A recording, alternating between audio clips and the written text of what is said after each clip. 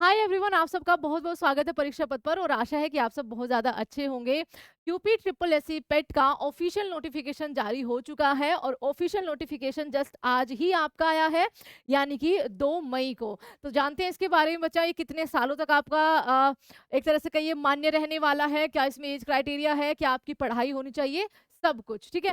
तो आपका ये आज ही जारी किया गया है, लेकिन जो स्टार्ट डेट है फॉर्म फिलिंग की, वो आपकी 14 मई से स्टार्ट होगी, 17 जून तक आपकी चलेगी लास्ट डेट।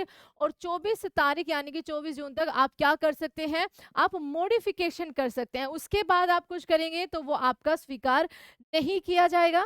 इसके अलावा आपका यहाँ पर ये भी ध्यान रखना है कि आपको जो ऑफिशियल वेबसाइट है UP SSC.gov.in पर ऑनलाइन आवेदन किए जाएंगे, ऑफलाइन आवेदन आपके ये नहीं होंगे। हाँ, परीक्षा आपकी ऑफलाइन होती है, ध्यान रखना ठीक है।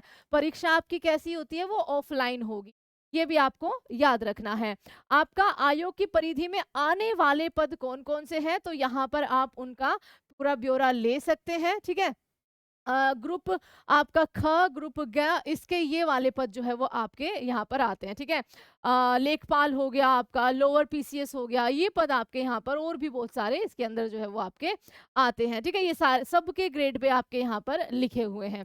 उसके बाद ऑनलाइन आवेदन करने वाले अभ्यर्थियों के लिए आवश्यक सूचना ये है कि उसकी वेबसाइट से ही आपको, आप सरकारी जेल से भी कर सकते हैं ठीक है। ऑनलाइन आवेदन पत्र भरने की प्रक्रिया क्या है, कैंडिडेट को रजिस्ट्रेशन करना है।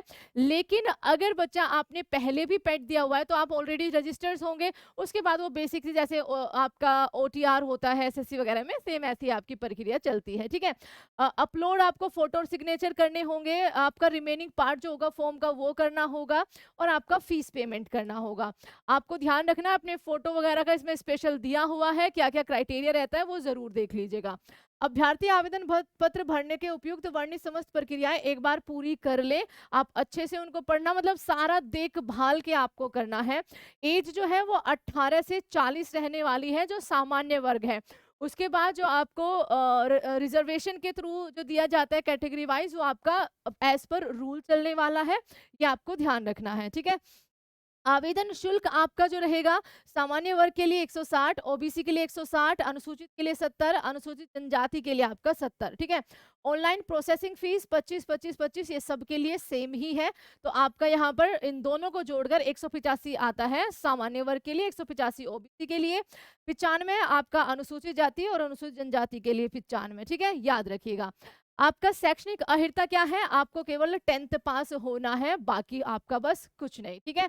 हाई स्कूल अथवा उसके समकक्ष जो भी आपने अर्हता प्राप्त कर रखी हो, वो आपको यहाँ पर रखनी है। आयु सीमा आपका 1 जुलाई 2025 से काउंट होगी, 18 से 40 के बीच में ये आपकी रहने वाली है।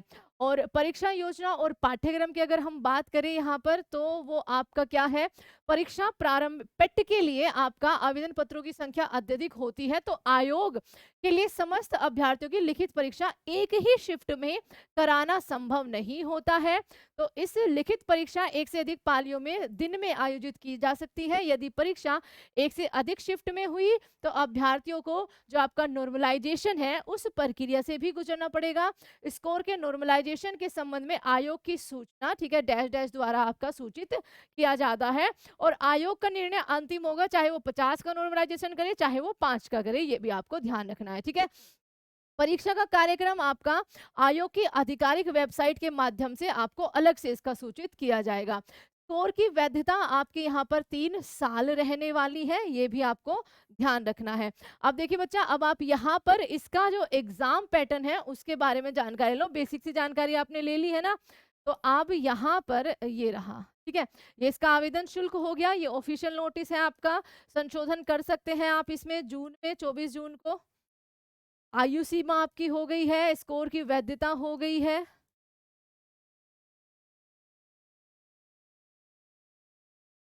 ठीक है, तो देखिए इसमें आपका सबसे पहले विषय है हिस्ट्री, जिसके आपके अंक या फिर क्वेश्चन के लिए तो 2 घंटे का ये पेपर होता है, ये ध्यान रखना। और पूर्णांक यानी कि 100 नंबर के लिए पर्सन कितने आएंगे, 100 ही आएंगे। इसमें भारतीय इतिहास के आपके 5 क्वेश्चन आएंगे, ये सारे देख लो, सारे टॉपिक है ये आपके, आपका यहाँ पर आने वाले हैं।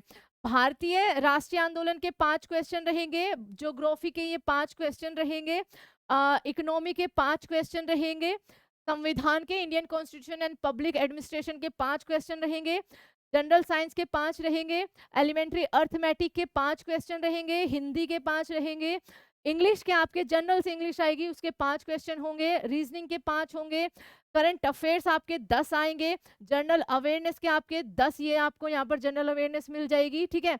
और आपका क्या है जी, अपठित हिंदी गद्यांश यानी कि आपका विवेचन और विश्लेषण, उसके आपके यहाँ पर प्रत्येक पर्सन पर 5%, ठीक है, प्रत्येक पर 5%, ठीक है। तो आपका 10 नंबर ये रहे। और ग्राफ की व्याख्या एवं विश्लेषण, ग्राफ का यहाँ पर आपके 10 नंबर है, और तालिका की व्याख्या आपका यहाँ पर इसके 10 नंबर है, ठीक है। तो ये आपका यहाँ पर सारा एनसीईआरटी बेस्ड होगा, ये इन्होंने लिख रखा है कि जो आपका डिफिकल्ट लेवल होगा वो एनसीईआरटी बेस्ड होगा, ठीक है।